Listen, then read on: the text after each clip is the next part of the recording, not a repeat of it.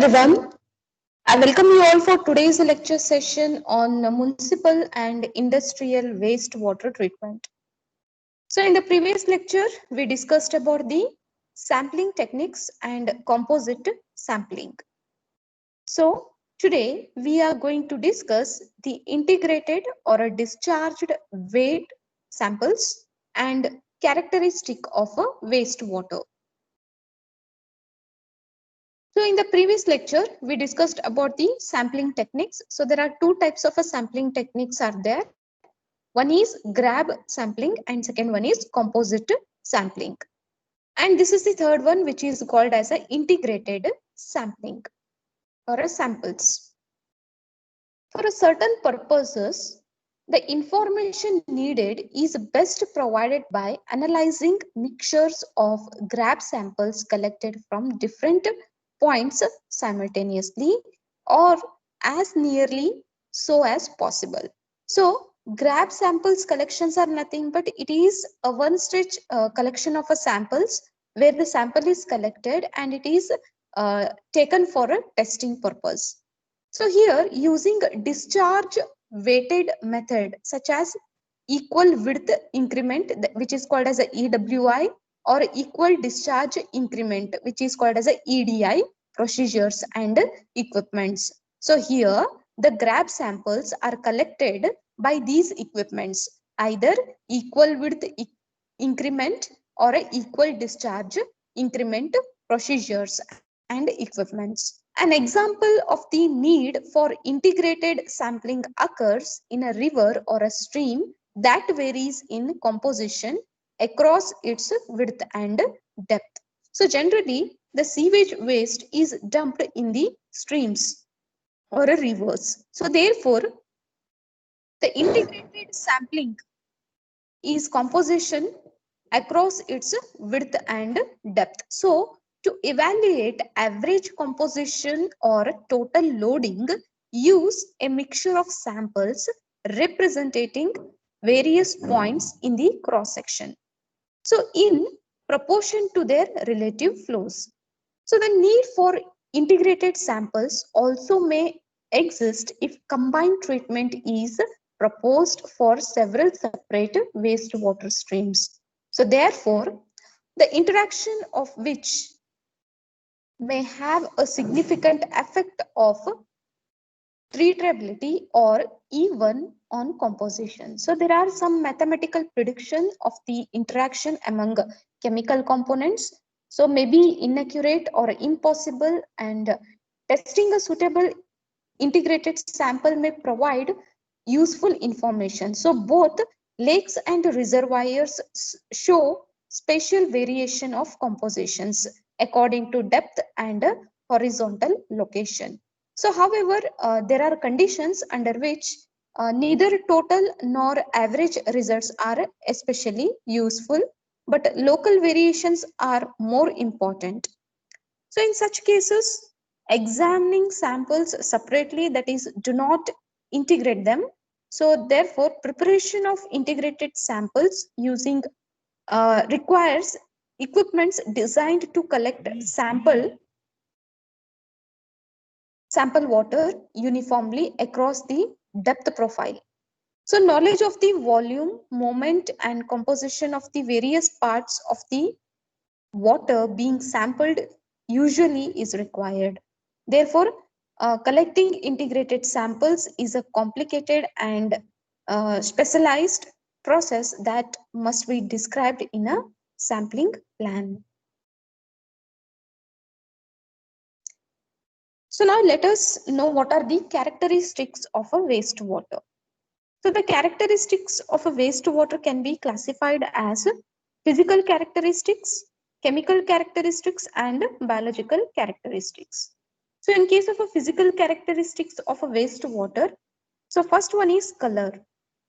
So the fresh domestic sewage is gray color with the passage of time as petrification starts, its color being turns to black.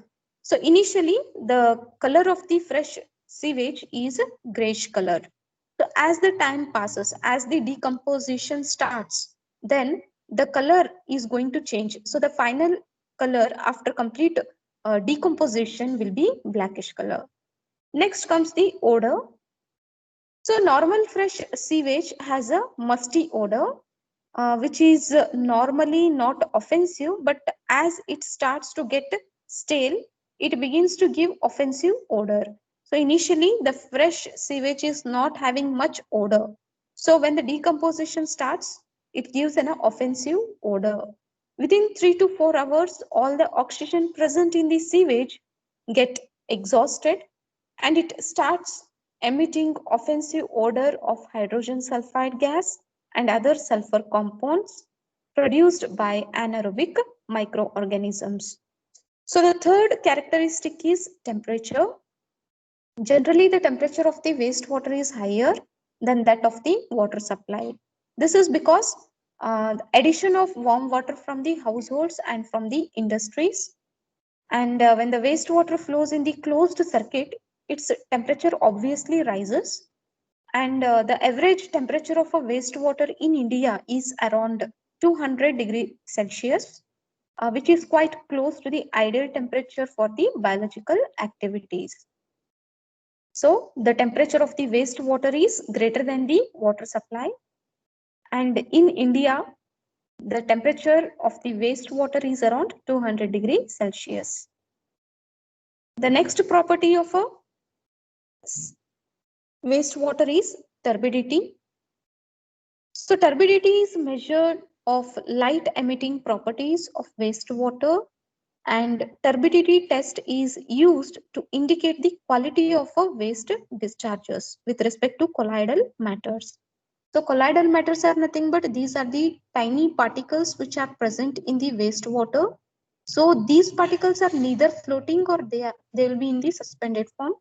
So the turbidity depends upon the strength of the sewage.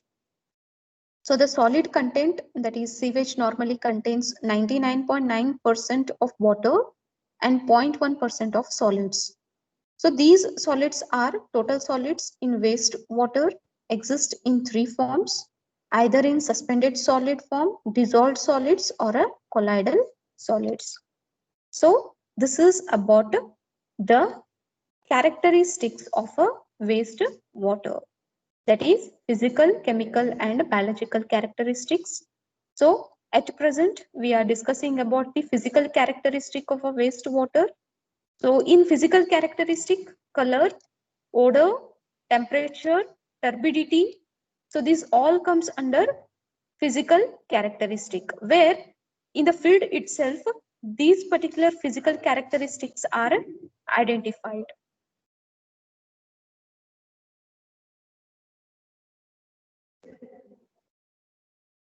So now let us discuss about the chemical characteristics. The chemical characteristics of a wastewater are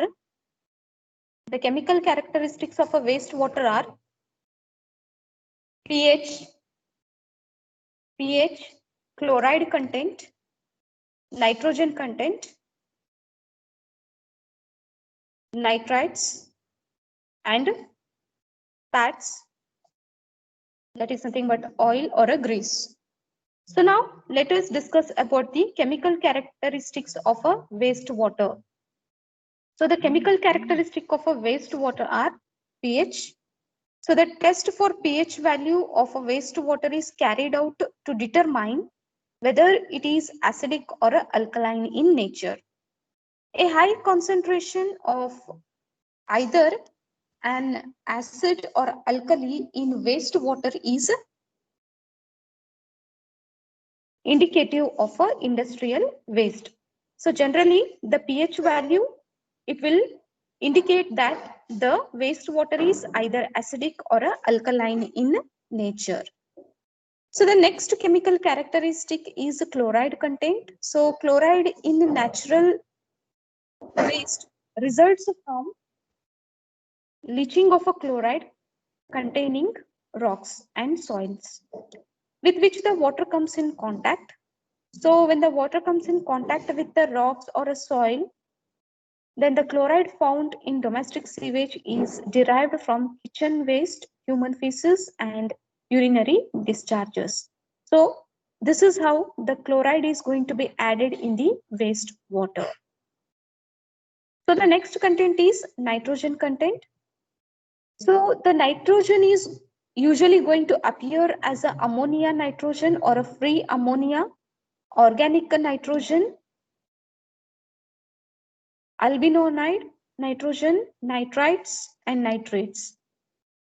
And other chemical components are fats, grease, and oils.